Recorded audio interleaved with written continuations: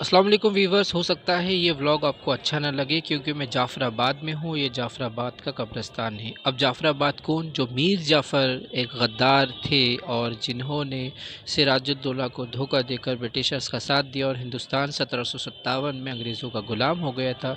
ये वही जाफ़राबाद है और जाफ़राबाद मीर जाफ़र के नाम से ही है और ये कब्रिस्तान भी मीर जाफ़र के ख़ानदान का ही है। वैसे एक वक्त के अंदर मीर जाफ़र को ये बात का एहसास हुआ था कि उन्होंने बहुत बड़ी गलती कर दी है सिर्फ़ और सिर्फ पावर और ताकत के लिए, और तब तक बहुत देर हो चुकी थी। उन्होंने अवध के नवाब और शाह आलम मुग़ल बादशाह का सपोर्ट लिया। बक्सर का युद्ध हुआ और अंग्रेज़ों ने उन्हें भी हरा दिया। फिर मीर जाफ़र पूरी तरह से कठपुतली बन गए थे और उनकी आने वाली नस्लें भी।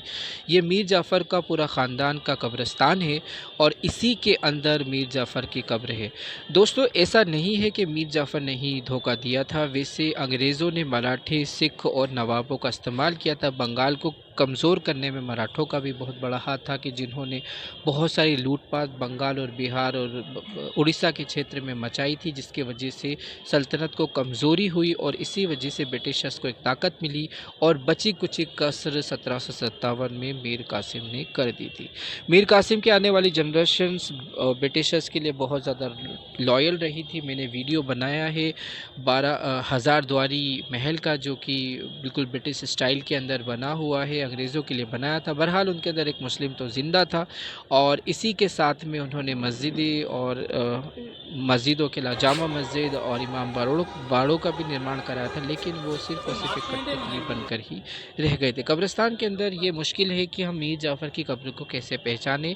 बहरहाल यहाँ पर गाइड लेना होता है। अगर गाइड ना लें तो पर्टिकुलरली कब्र के ऊपर अगर आप देखें तो आपको मीर जाफ़र की कब्र भी मिल जाती है। दोस्तों, कुछ इसी अंदाज़ के अंदर मैंने मीर जाफ़र की कब्र को ढूँढा वैसे था। आप में से बहुत सारे लोग होंगे जो मीर जाफ़र की कब्र को देखना नहीं चाहेंगे, लेकिन इतिहास से हमें सीखना चाहिए, गद्दारी से हमें सीखना चाहिए और लालच से भी हमें सीखना चाहिए कि आने वाला वक्त कितना बुरा हो सकता है। अंग्रेज़ों के बाद में हिंदुस्तान पूरा नफ़रतवादियों के हाथ में आ गया और किस तरह से मुस्लिम 3 हिस्सों में बँट गए, और आज जो हाल आप देख रहे हैं वो इसकी वजह यही रही है कि अगर आज भी बहुत सारे ऐसे लोग हैं जो मतलब परस्त हैं, कौम परस्त नहीं हैं, ज़ात परस्त है, ख़ानदान परस्त है, और आने वाले वक्त में वो भी इसी तरह से कब्रिस्तान के अंदर आने वाले हैं। अगर वो चाहते हैं तो अपने आसपास के लोगों की मदद करें, उन्हें शिक्षित करें, उन्हें तालीम याफ्ता करें। और सामने की तरफ आप जो देख रहे हैं ये है मीर जाफ़र की कब्र। इससे हमें सबक सीखना चाहिए कि मीर जाफ़र में एक ज़रूर एक पश्चाताप था कि उन्होंने अपना मकबरा नहीं बनाया। उन्हें एहसास था कि मैंने बहुत बड़ा गुनाह किया है। और आप ये कब्र देख सकते हैं, कभी आप आएँ तो बहुत सारे हो सकता है कि यहाँ पर थूकते भी हों, जिसकी वजह से हिंदुस्तान ही कमज़ोर नहीं हुआ, बहुत सारी मुस्लिम कौम के अंदर ग़ुरबत के हालात आ गए।